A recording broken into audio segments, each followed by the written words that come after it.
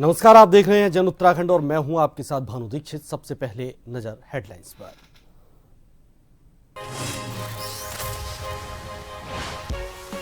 कल से शुरू होगा उत्तराखंड विधानसभा का मानसून सत्र। विपक्ष उठाएगा कई सवाल। गैरसैंण पहुंची स्पीकर रितु खंडूरी। सत्र को लेकर प्रशासन ने की तैयारी।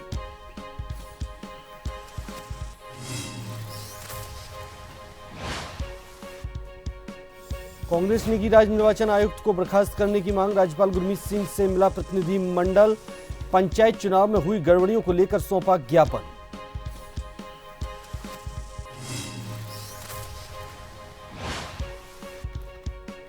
रुद्रपुर में ब्लॉक प्रमुख चुनाव के बाद भाजपा अंतरकलह है। अजय तिवारी ने अपने नेताओं को दी नसीहत। कहा, बीजेपी में आरोप प्रत्यारोप से कांग्रेस को मिलेगा फायदा।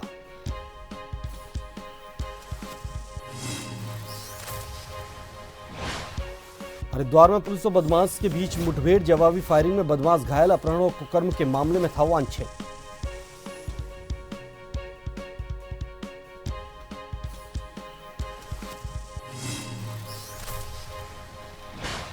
और उत्तराखंड के कई जिलों में बारिश का अलर्ट। रुद्रप्रयाग के कमेड़ा में मलबा गिरने से नेशनल हाईवे बंद। रास्ता साफ करने में जुटी बीआरओ की टीम।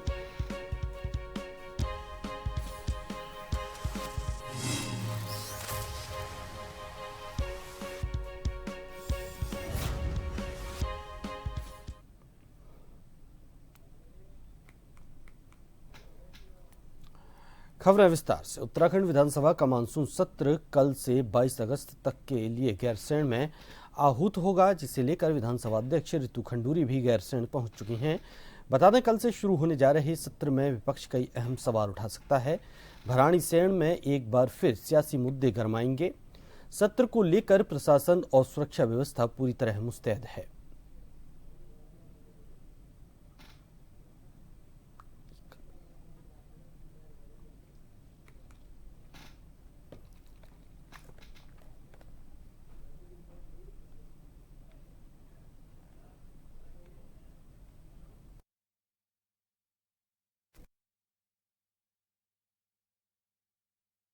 हैं वहीं विधानसभा अध्यक्ष रितु खंडूरी भी गैरसैंण पहुंच चुकी हैं। प्रशासन और सुरक्षा व्यवस्था पूरी तरह से मुस्तैद कर दी गई है।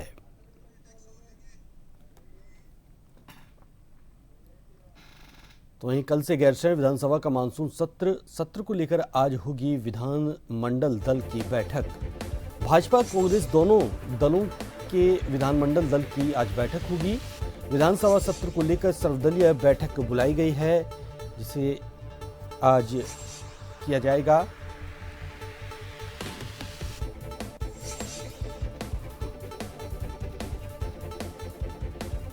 कल से गैरसैंण में विधानसभा का मानसून सत्र शुरू हो रहा है। उससे पहले आज सर्वदलीय बैठक बुलाई गई है।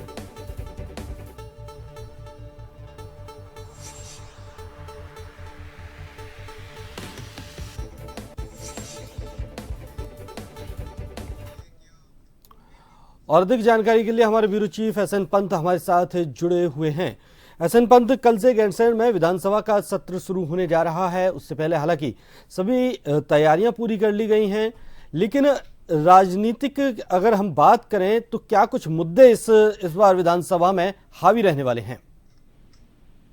बिल्कुल भानु, आपको बताना चाहूंगा, उत्तराखंड विधानसभा का मानसून सत्र कल 11 बजे आहूत किया जाएगा गैरसैंण के भराड़ीसैंण में। भराड़ीसैंण में 11 बजे से सदन की कार्रवाई शुरू की जाएगी और सदन की कार्रवाई के साथ साथ सबसे पहले जो निधन के निर्देश के संदर्भ में कायदा जो दिवंगत पूर्व विधायक है उनके बारे में श्रद्धांजलि सभा रखी जाएगी। उसके बाद इसके विधिवत कार्यक्रम की शुरुआत की जाएगी और उसके बाद इस पे प्रश्नकाल तो हालांकि सदन में निधन के निर्देश के तहत वो हो जाएगा, लेकिन उसके बाद शून्यकाल में जरूर विधायक अपने अपने क्षेत्र की समस्याओं से विधानसभा अध्यक्ष को और सदन के पटल पर और सरकार के सामने अपनी बात रखेंगे। इसके अलावा सदन की कार्रवाई कल से शुरू होनी है, लेकिन अभी तक जो व्यवस्थाएं हैं वो चाक चौबंद है और इस बार सदन में विपक्ष की तरफ से भ्रष्टाचार का मुद्दा, कानून व्यवस्था का मुद्दा और इसके अलावा धराली आपदा को लेकर मुआवजे का ऐलान जो विपक्ष चाहती है बड़े स्तर पर होना चाहिए, उसको लेकर हंगामेदार आसार रहने के हैं। और इसके अलावा सरकार की तरफ से अगर तैयारी की बात करें तो संसदीय कार्य मंत्री सुबोध उनियाल को जिम्मेदारी दी गई है, जो सरकार की तरफ से संसदीय कार्य मंत्री के बतौर वो विधानसभा का संचालन करेंगे। इसके अलावा भानु ये भी बताना चाहूंगा कि उत्तराखंड विधानसभा के मानसून सत्र में जो कार्रवाई होनी है उससे पहले आज विधानमंडल दल की बैठक होने वाली है। और विधानमंडल दल की बैठक में मुख्यमंत्री की अगुवाई में भारतीय जनता पार्टी के जो सत्ताधारी दल है उनके विधायक बैठक करेंगे और उसमें संसदीय कार्य मंत्री भी मौजूद रहेंगे, जिसमें ये जिम्मेदारी तय की जाएगी कि विपक्षी जो सवाल नेता प्रतिपक्ष की अगुवाई में और उपनेता भुवन कापड़ी की अगुवाई में जो सवाल पूछेंगे, जो हंगामा विपक्ष की तरफ से किया जाएगा, उसको सदन के पटल से लेकर के मीडिया तक कौन मैनेज करेगा और किस तरीके से उन तमाम आरोपों को निराधार बताना है, उनका जवाब देना है और सरकार और संसदीय कार्य मंत्री के तौर पर पूरे सदन के पटल पर पूरा का पूरा जवाब लेकर आएगी। सबसे बड़ी बात है मानो 5,000 करोड़ का जो अनुपूरक बजट है वो भी सदन के पटल पर पेश किया जाना है। यानी 3 दिवसीय ये विधानसभा का मानसून सत्र और इस समय आपदा भी चल रही है, मानसून में मौसम का मिजाज भी बदला हुआ है, उसको देख करके जरूर की कार्रवाई भी सुनिश्चित की जाएगी ताकि ज्यादा से ज्यादा सदन की कार्रवाई चल सके, स्थगित कम से कम हो। और विधानसभा अध्यक्ष की ये अपील आज सर्वदलीय बैठक के दरमियान विपक्ष और सत्ता पक्ष के विधायकों से करने वाली है कि सदन की कार्रवाई को सही तरीके से संचालित किया जाएगा और प्रश्नकाल में ज्यादा से ज्यादा विधायक अगर अपने क्षेत्र के सवाल लगाएंगे तो ज्यादा से ज्यादा जन समस्याओं का निराकरण हो सकेगा। जी चलिए, बहुत बहुत शुक्रिया एसएन पंत आपका तमाम जानकारी के लिए।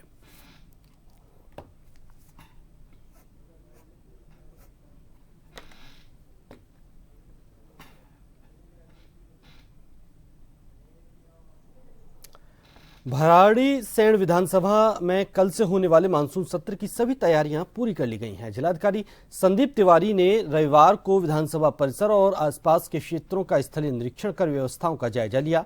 उन्होंने कहा कि मानसून सत्र के सफल और सुचारू संचालन के लिए सभी विभागों को जिम्मेदारी सौंपी गई है और समन्वय के साथ कार्य करने के निर्देश दिए गए हैं। सुरक्षा व्यवस्था को लेकर विशेष सतर्कता बरती गई है।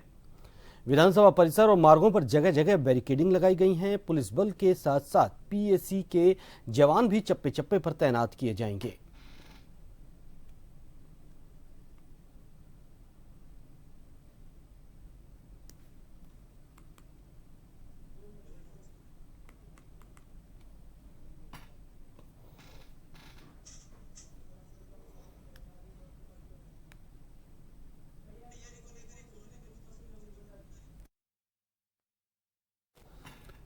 और अधिक जानकारी के लिए संवाददाता नवीन भंडारी हमारे साथ जुड़े हुए हैं। नवीन भंडारी, विधानसभा का मानसून सत्र कल से आयोजित होने जा रहा है, क्या कुछ इसको लेकर तैयारियां की गई हैं, किस तरह की यहाँ व्यवस्थाएं रही हैं?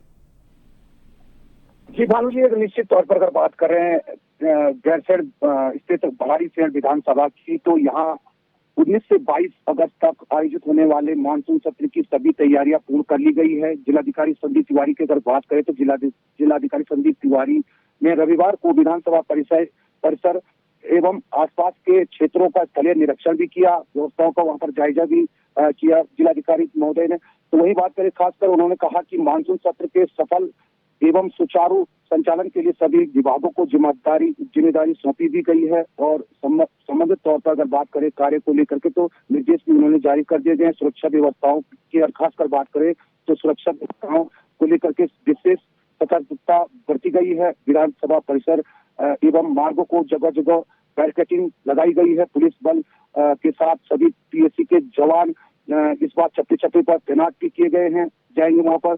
साथ ही साथ संवेदनशील स्थानों पर सीसी कैमरे लगाए गए हैं ताकि सुरक्षा में व्यवस्थाओं में किसी प्रकार की कोई दिक्कत ना हो। यातायात की अगर बात करें तो यातायात को देखते हुए सड़कों को मरम्मत एवं सफाई कार्य को पूरा कर लिया गया है। आने जाने वाले जनप्रतिनिधियों को एवं अधिकारियों के लिए पार्किंग एवं अन्य व्यवस्थाएं सुनिश्चित कर दी गई है। हेलीपैड की बात करें तो हेलीपैड को भी पूर्ण रूप से दुरुस्त कर लिया गया है। इसके अतिरिक्त विधानसभा परिसर के आसपास के क्षेत्रों में विद्युत आपूर्ति, पेयजल, खाद्य आपूर्ति, आवास, स्वास्थ्य सेवाएं, नेटवर्क और कई प्रकार की सुविधाओं को दुरुस्त कर लिया गया है। जिला प्रशासन ने कहा है कि मानसून सत्र के दौरान किसी भी प्रकार की असुविधा न हो, उसके लिए सभी व्यवस्थाएं लगातार निगरानी की जा रही है। जी भानु जी, तमाम जानकारी के लिए।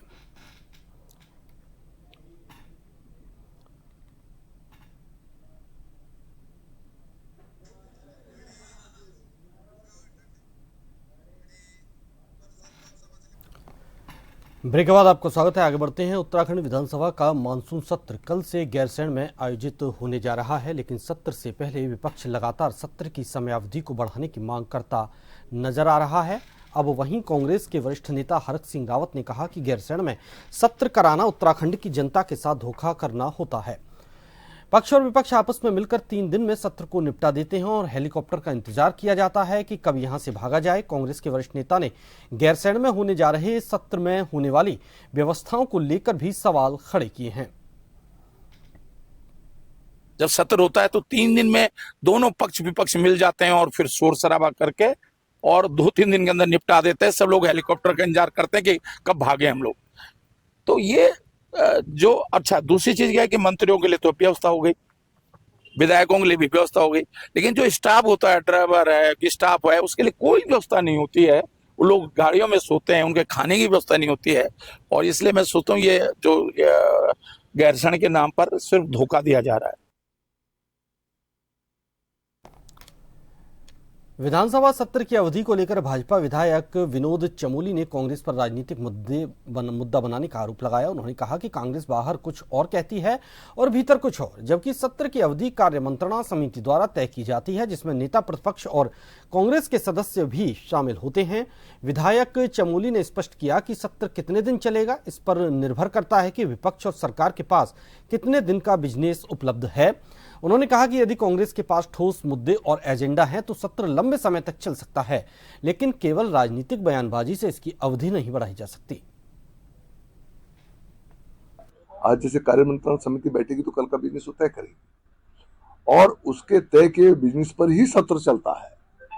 तो सत्र को कोई 10 दिन चलाना, 15 दिन चलाना, हमको कोई उसमें आपत्ति नहीं है। एक बार आप गैरसैंण चले गए, आप 4 दिन में वापस आते हैं, 10 दिन में वापस आते हैं, ये कोई बड़ा विषय नहीं है, ये किया जा सकता है। लेकिन उतने दिन का बिजनेस आपके पास होना चाहिए। अगर आप उतना बिजनेस नहीं है तो आप 10 दिन तक वहां रुक के करेंगे क्या? 10 दिन तक सत्र चलाएंगे कैसे? तो सरकार के पास उतना बिजनेस है कि नहीं, ये मैटर करता है कि सत्र कितने दिन चले। भाजपा प्रदेश महामंत्री आदित्य कोठारी ने कहा कि राज्य में केवल विधानसभा चुनाव शेष हैं और वर्ष 2027 के लिए पार्टी ने तैयारी शुरू कर दी है। उन्होंने विश्वास जताया कि भाजपा लगातार तीसरी बार उत्तराखंड में सरकार बनाएगी और 2/3 से अधिक सीटों पर जीत हासिल करेगी।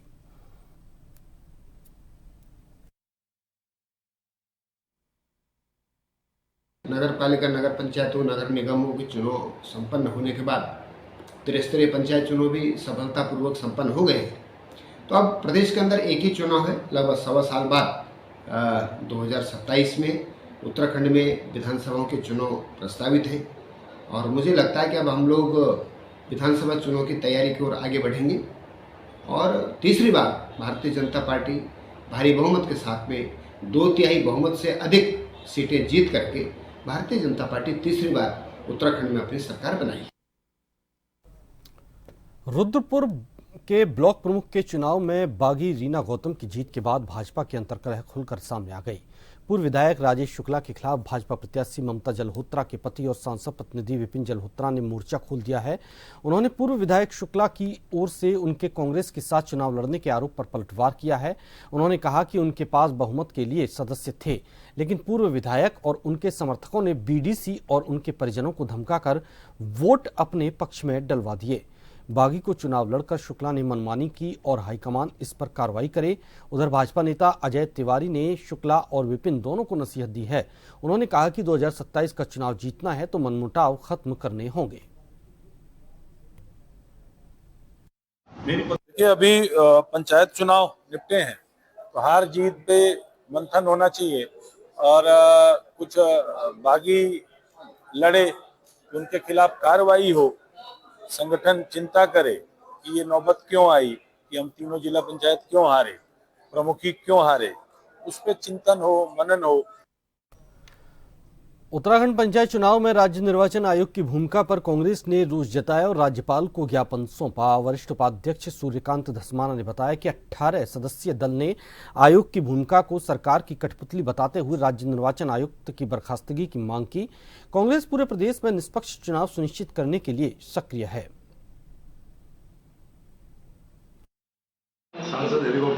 महामहिम राज्यपाल को हमने उत्तराखंड में जो पंचायत चुनाव में राज्य की सरकार ने मन मर्जी का आरक्षण किया।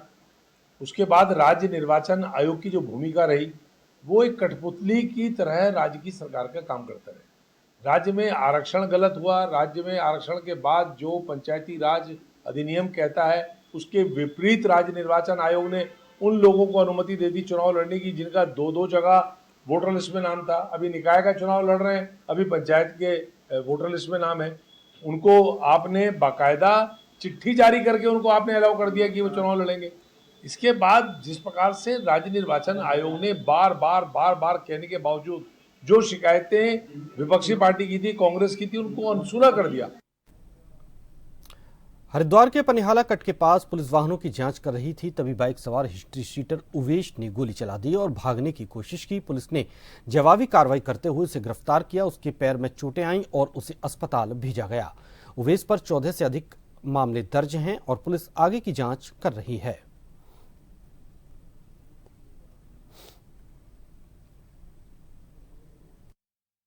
थाना गंगनहर में पनियाला कट के पास में एक वाहन चेकिंग के दौरान आज एक एनफील्ड मोटरसाइकिल में एक व्यक्ति को रोकने का प्रयास किया गया, तो उसके द्वारा पुलिस पर फायर करते हुए वहां से भागने का प्रयास किया। पुलिस के द्वारा तत्काल जवाबी फायरिंग में इसके पैर में गोली लगी, जिसे तत्काल संयुक्त चिकित्सालय रुड़की में लाया गया है। और इसके अब जो प्रारंभिक जांच इससे अभी तक हमें पता चला है, ये व्यक्ति, इसका नाम ओबेस पुत्र फुरकान है और ये थाना गंगनहर का हिस्ट्री शीटर भी रहा है और करीब 14 से ऊपर अभियोग इसके भिन्न भिन्न धाराओं में दर्ज हैं। देहरादून के कालसी ब्लॉक सभागार में जिला विधिक सेवा प्राधिकरण की ओर से एक मेगा बहुउद्देशीय शिविर का आयोजन किया गया। कार्यक्रम में उत्तराखंड हाईकोर्ट के न्यायमूर्ति मनोज तिवारी और न्यायमूर्ति मंजू तिवारी मुख्य अतिथि के रूप में उपस्थित रहे। शिविर में ग्रामीणों और जनजातीय समुदाय को सरकारी योजनाओं की जानकारी दी गई और जरूरतमंदों को computer, tablet, printer, solar lamp, school bag वितरित किए गए। राज्य विधिक सेवा प्राधिकरण उत्तराखंड सदैव इस दिशा में कार्य करता रहा है कि समाज के जो दबे कुचले लोग हैं, जो पिछड़े वर्ग के लोग हैं, जिनको सरकारी सहायता समय से उपलब्ध नहीं हो पाती या जो स्वास्थ्य सुविधाओं का लाभ नहीं ले पाते, उनके लिए हम इस तरह के अवेयरनेस कैंप आयोजित करते रहते हैं। इस बार का अवेयरनेस कैंप राज्य विधिक सेवा प्राधिकरण के निर्देश पर जिला विधिक सेवा प्राधिकरण देहरादून द्वारा कालसी के दूरस्थ क्षेत्र में किया गया है, जिसमें काफी जनमानस के लोग उपस्थित हैं। ये विकास नगर में हमारे विकास प्राधिकरण द्वारा, जिला विधिक प्राधिकरण द्वारा ये कार्यक्रम किया गया और उसमें हमारे जो जनजाति क्षेत्र का जो हमारे यहाँ के लोग हैं, जिन लोगों को आवश्यकता है जिन चीजों की, उसके लिए आज हमारे जिला विधिक एसोसिएशन द्वारा जो एक कार्य किया गया, आज हमारे क्षेत्र के लिए बहुत हमारे लिए सुखद अनुभव है कि हमारे क्षेत्र के लोगों को उसका बड़ा लाभ मिला है। आज मुझे यहाँ पे कक्षा 10 में मैंने अपने स्कूल में टॉप किया है, तो मुझको टैबलेट मिला है। मैं बाकी जो मेरे जूनियर्स है या जो इस साल 10th में, मैं उन्हें यही कहना चाहूंगी कि जो फोन में समय व्यस्त करते हैं वो ना करे, अपना पढ़ाई पे ध्यान दे, जितना हो सके उतना फोन से दूर रह के नोटबुक्स में प्रैक्टिस करे, जिससे आपकी लिखने की पावर ज्यादा होगी, बोर्ड में आपको लिखने में और इजीली रहेगा। राजाजी टाइगर रिजर्व पार्क से निकलकर हरिद्वार के भूपतवाला स्थित सूखी नदी में हाथियों का एक झुंड आ गया। इसमें 6 बड़े हाथी और 3 बच्चे शामिल थे। हाथियों को देखने के लिए लोगों की भीड़ जमा हो गई। स्थानीय लोगों ने इनके झुंड को अपने मोबाइल में कैद कर लिया और इसका वीडियो सोशल मीडिया पर वायरल कर दिया। वीडियो में साफ तौर से देखा जा सकता है कि सूखी नदी में 9 हाथियों का झुंड घूम रहा है। झुंड में शामिल 3 नन्हे हाथी अटखेलियां कर रहे हैं, जबकि 6 वयस्क हाथी उनके साथ चल रहे हैं।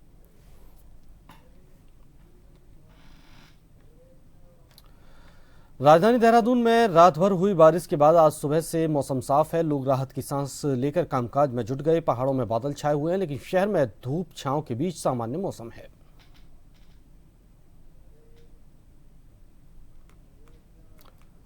रुद्रप्रयाग के कमेड़ा में भूस्खलन होने से मलवा नेशनल हाईवे पर आ गिरा, जिससे लंबा जाम लग गया। वहीं लगातार पहाड़ टूट रहा है, जिसके बाद बीआरओ की टीम हाईवे से मलबा हटाने में जुट गई। बता दें कि कल से विधानसभा का मानसून सत्र भराड़ीसैंण में आहूत होना है, लेकिन पर्वतीय क्षेत्रों में लगातार हो रही मूसलाधार बारिश से जगह जगह रास्ते बंद हो रहे हैं। ऐसे में रुद्रप्रयाग में कमेड़ा के पास से मलबा गिरने से रास्ता बंद हो गया। लोगों को आवागमन में भारी परेशानी का सामना करना पड़ रहा है।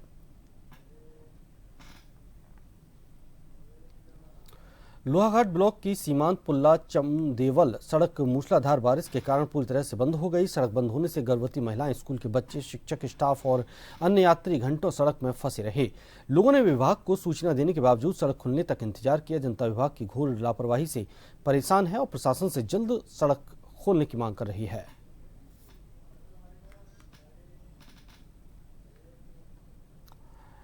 इसी के साथ इस बुलेटिन में फिलहाल इतना ही। नमस्कार।